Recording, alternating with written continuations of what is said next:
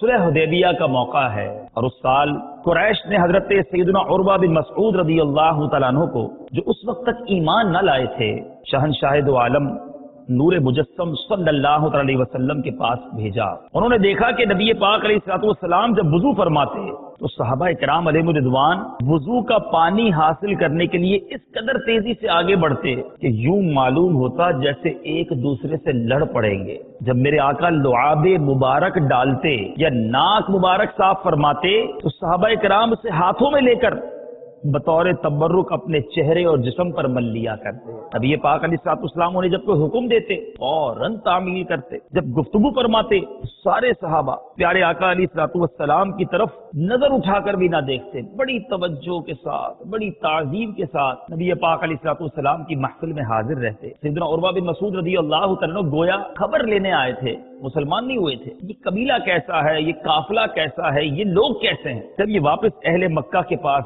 लौटे, ये सारा माजरा देखकर तो जाकर क्या कहते हैं, ऐ गिरोह कुरैश, मैं कैसर और किसरा और नजाशी के दरबारों में गया हूँ, लेकिन खुदा की कसम मैंने किसी बादशाह की ऐसी शान और शौकत और कदर व मंजिलत नहीं देखी जैसी शान हजरत मोहम्मद मुस्तफा सल्लल्लाहु अलैहि वसल्लम की उनके सहाबा में देखी। जरा सोचिए तो सही, हजरत उर्वा बिन मसऊद ने वो मंजर कैसा देखा होगा जिस वक्त खिदमत में उनकी अबू बकर, उमर, उस्मान व अली, उस वक्त रसूल अकरम के दरबार का आलम क्या होगा।